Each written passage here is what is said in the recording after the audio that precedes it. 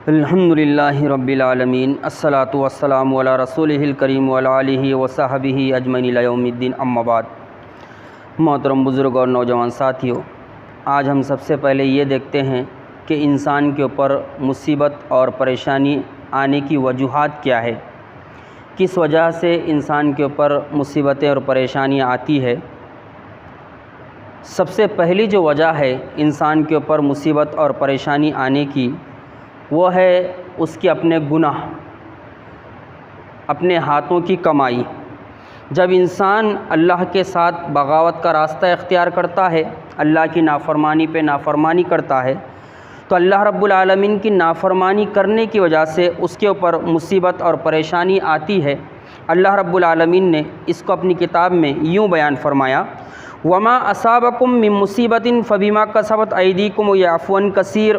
دیکھیے کتنی پیاری بات اللہ رب العالمین نے ارشاد فرمائی، اور جب بھی تم پر کوئی مصیبت آتی ہے وہ تمہارے ہاتھوں کی کمائی کا نتیجہ ہوتی ہے۔ یعنی ہم جو گناہ کرتے ہیں، اللہ کی بغاوت کا راستہ اختیار کرتے ہیں، وہ گناہوں کی وجہ سے ہم پر بہت ساری مصیبتیں اور پریشانیاں آتی ہے۔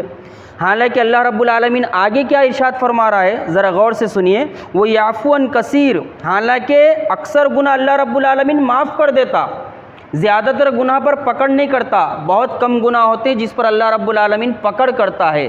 تو گناہ مصیبت پریشانی آنے کی سب سے پہلی وجہ کیا ہے؟ انسان کے اپنے گناہ۔ دوسری وجہ کیا ہے؟ مصیبت اور پریشانی آنے کی دوسری وجہ یہ ہے کہ مصیبت اور پریشانی کی وجہ سے اللہ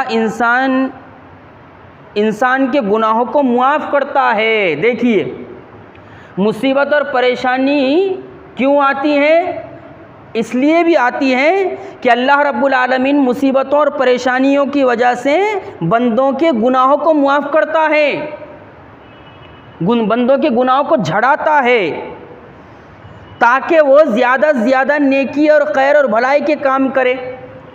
ایک بندہ نیکوکار ہوتا ہے لیکن غفلت کی وجہ سے اس کو توبہ کا موقع نہیں ملتا، معافی کا موقع نہیں ملتا، اس لیے اللہ رب العالمین اپنے بندے پر جو ہے مصیبت اور پریشانی لاتا ہے تاکہ بندہ اللہ سے توبہ کرے۔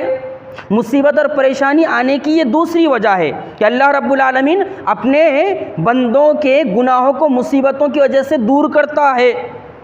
اسی لیے اللہ رب العالمین نے ارشاد فرمایا، ما اصاب من مصیبت الا باذن اللہ۔ جو مصیبت بھی آتی ہے وہ اللہ کے حکم سے آتی ہے۔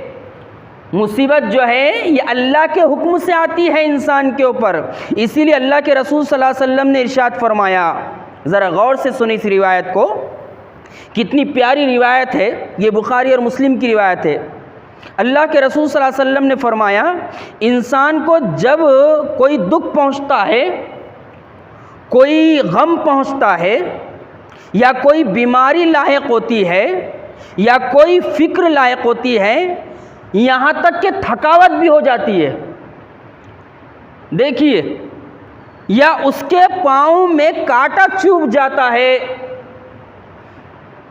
تو اللہ رب العالمین اس کے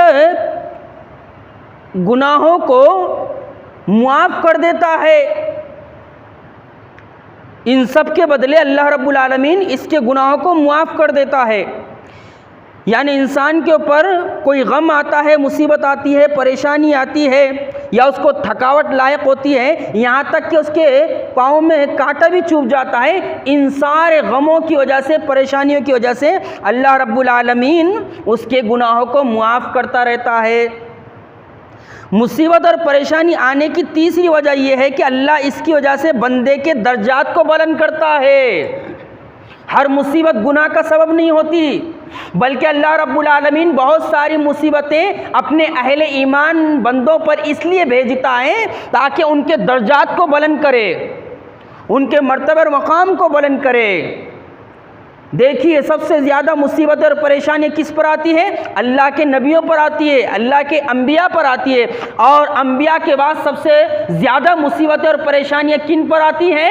وہ جو اللہ کی زیادہ عبادت و بندگی کرتے ہیں، جو اللہ کے زیادہ فرما بردار ہوتے ہیں۔ شیطان دھوکہ دیتا ہے، ارے تم تو نماز پڑھ رہے، مصیبتوں پہ مصیبتیں آ رہی تمہارے اوپر، تم تو روزے رکھ رہے ہیں، مصیبتوں پہ مصیبتیں آ رہی تمہارے اوپر، تم نیکی اور بھلائی کے کام کر رہے پھر بھی تمہارے اوپر مصیبتیں آ رہی، یہ شیطان کا بہت بڑا دھوکہ ہوتا ہے۔ حالانکہ اللہ رب العالمین مصیبتوں اور پریشانیوں کی وجہ سے اپنے پسندیدہ بندوں کے درجات کو بلند کرتا ہے، اونچا کرتا ہے آزمائش کے ذریعے سے، کہ میرا بندہ مجھ پر ایمان رکھتا ہے، مجھ کو ماننے کا دعویٰ کرتا ہے، دیکھتا ہوں اس کے اوپر مصیبت اور پریشانی بھیج کر کہاں تک یہ اس پر صبر کرتا ہے۔ تو اللہ رب العالمین مصیبت اور پریشانی کی وجہ سے کیا کرتا ہے؟ اپنے بندوں کے درجات کو بلند فرماتا ہے۔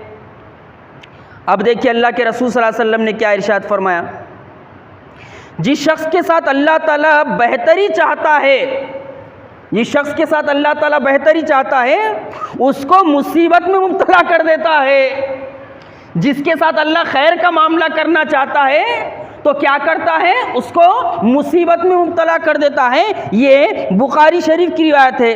اللہ جسے اپنا محبوب بنانا چاہتا ہے اسے مصیبتوں میں ڈالتا ہے، اور کیوں ڈالتا ہے؟ وہ اس لیے کہ اس کی آزمائش کرے تاکہ وہ کہاں تک صبر کرتا ہے اور اللہ کی فرمانبرداری میں لگا رہتا ہے۔ یہ مصیبت اور پریشانی آنے کی تیسری وجہ ہے۔ اور چوتھی وجہ ایک اور علماء اکرام نے بیان فرمائی ہے، وہ کیا ہے؟ وہ یہ ہے کہ اللہ انسان کو اس کی اوقات یاد دلاتا ہے۔ مصیبت میں ڈال کر، پریشانی میں ڈال کر، اے انسان تو کتنا ہی جتن کر لے، کتنی ہائی فائی مکانت بنا لے، کتنی ہی اپنی حفاظت کے راستے پیدا کر دے، اور کتنی ہی ڈگریاں حاصل کر لے، کتنا ہی اونچا ہو جا، کتنا ہی تکبر کر دے، لیکن تیری نکیل ہمارے ہاتھ میں ہے۔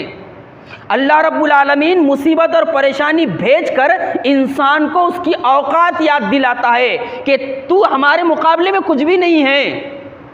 اور حقیقت میں انسان کو غرور کس بات کا، کس بات کا غرور کرے؟ اگر اللہ پیشاب روک لے تو پریشانی، انسان کو اگر پاخانے لگ جائے تو پریشانی، انسان کو اگر بخار لائق ہو جائے تو وہ پریشان ہو جاتا ہے۔ تو اللہ رب العالمین مصیبت اور پریشانی کے ذریعے سے بندے کو اس کی اوقات یاد دلاتا ہے کہ اے ہمارے بندے، ہمارے مقابلے میں تیری کوئی اوقات نہیں ہے، اس لیے تکبر کی زندگی نہ گزار، گھمنڈ کی زندگی نہ گزار، بڑائی کی زندگی نہ گزار، ہم کو بھول کر زندگی نہ گزار، بلکہ دنیا میں ہم کو یاد کرتے ہوئے ہمارے ذکر کے ساتھ اگر تو زندگی گزارے گا تو ہم تجھے دنیا میں مرتبہ اور مقام عطا کریں گے۔ یہ چوتھی وجہ ہے مصیبت اور پریشانی آنے کی۔ اب مصیبت اور پریشانی آ جائے، انسان مصیبت اور پریشانی میں گھر جائے تو وہ کیا کرے؟ تو اللہ کے رسول صلی اللہ علیہ وسلم نے یارو ہر موقع پر دعا سکھائی ہے۔ جب انسان کے اوپر کوئی اچانک مصیبت آ جائے یا انسان کسی مصیبت اور پریشانی میں گھر جائے تو انسان کو چاہیے، خاص کر اہل ایمان کو چاہیے کہ وہ ان دعاؤں کا اہتمام کرے۔ آئیے چھوٹی چھوٹی آج 2 دعائیں دیکھتے ہیں جو مصیبت اور پریشانی میں پڑھی جانی چاہیے اور پڑھنے کے لائق ہے۔ یہ ابو داؤد کی روایت ہے۔ اللہ کے رسول صلی اللہ علیہ وسلم نے ارشاد فرمایا، اور یہ جو دعا ہے یہ صبح اور شام 3 مرتبہ پڑھنے کا حکم ہے، کہ انسان جب مصیبت میں گھر جائے، پریشانی میں گر جائے، غم میں گھر جائے، مصیبتوں پہ مصیبتیں اس کے اوپر لاحق ہو رہی ہوں، تو انسان کو چاہیے اس دعا کو صبح اور شام 3 مرتبہ پڑھے۔ اور وہ دعا کیسی ہے ذرا غور سے سنتے ہیں۔ بسم اللہ الذی لا یضر مع اسمہ شیء فی الارض ولا فی السماء وهو السمیع العلیم۔ یہ ابو داؤد کی روایت ہے۔ ایک مرتبہ اور پڑھتا ہوں، ذرا غور سے سنیے۔ بسم اللہ الذی لا یضر مع اسمہ شیء فی الارض ولا فی السماء وهو السمیع العلیم۔ آئیے اس کا ترجمہ دیکھتے ہیں۔ اس اللہ کے نام کے ساتھ جس کے نام کی برکت سے کوئی چیز نقصان نہیں پہنچا سکتی، زمین کی ہو یا آسمانوں کی، اور وہ خوب سننے والا، جاننے والا ہے۔ تو یہ جو دعا ہے ہمیں یاد کر کے صبح اور شام 3 مرتبہ پڑھنا چاہیے، تاکہ ہم مصیبتوں اور پریشانیوں میں گھر جائے تو اللہ رب العالمین اس دعا کے ذریعے سے ہماری مصیبتوں اور پریشانیوں کو دور فرمائے۔ ایک اور دعا بتاتا ہوں، اللہ کے رسول صلی اللہ علیہ وسلم نے کیا ارشاد فرمایا، ذرا غور سے سنیے۔ اللہ کے رسول صلی اللہ علیہ وسلم نے صحابہ کرام سے کہا، میں تمہیں ایسی چیز نہ بتا دوں جب تم میں سے کسی کو کوئی مصیبت دنیا میں آ جائے یا کوئی بلا کا سامنا ہو جائے، ان کلمات کے ذریعے سے اللہ اس کی بلا اور مصیبت کو دور فرما دیتا ہے۔ اللہ کے رسول صلی اللہ علیہ وسلم صحابہ کرام سے فرما رہے ہیں، کیا میں تمہیں ایسی چیز نہ بتاؤں کہ تمہارے اوپر دنیا میں کوئی مصیبت آ جائے یا کوئی بلا کا تم سامنا کر جاؤ، اور اگر تم ان کلمات کو پڑھ لو تو مصیبت بھی دور ہو جائے گی اور اللہ رب العالمین اس دعا کے ذریعے سے تمہاری بلاؤں کو بھی دور کر دے گا۔ اور وہ کون سی دعا ہے؟ وہ دعا ہے حضرت یونس علیہ السلام کی دعا۔ جب حضرت یونس علیہ السلام کو اللہ کا حکم آنے سے پہلے انہوں نے اپنی قوم کو چھوڑ کر نکل گئے، اور جب کشتی میں پہنچے اور کشتی میں پہنچنے کے بعد کشتی والوں نے جب ان کو سمندر میں ڈالا اور جب وہ مچھلی کے پیٹ میں پہنچے اور جب ان کو احساس ہوا کہ میں اللہ کا حکم آنے کے بغیر ہی نکل گیا، تو مچھلی کے پیٹ میں جب وہ مصیبت میں پڑے، پریشانی میں پڑے، اللہ کے ایک نبی، اللہ کے پیغمبر حضرت یونس علیہ السلام، تو اس وقت مچھلی کے پیٹ میں وہ انہوں نے پکارا، اور پکار کر کیا کہا؟ لا الہ الا انت سبحانک انی کنت من الظالمین۔ انسان پریشانی میں مبتلا ہو جائے، غم میں مبتلا ہو جائے، انسان کے اوپر پریشانیوں کے پہاڑ ٹوٹے، انسان کو چاہیے اخلاص کے ساتھ حضرت یونس علیہ السلام کی مانگی ہوئی یہ دعا کا ورد کرے، جو اللہ کے رسول صلی اللہ علیہ وسلم نے ہمیں سکھائی ہے اور بتائی ہے، اور جو قرآن مجید میں سورہ انبیاء میں بھی آئی ہے۔ اور وہ کیا ہے؟ لا الہ الا انت سبحانک انی کنت من الظالمین۔ اے اللہ، تیرے علاوہ کوئی الہ نہیں ہے، تیرے علاوہ کوئی معبود نہیں ہے، تیری ذات پاک ہے، میں نے ہی اپنی جان پر ظلم کیا ہے۔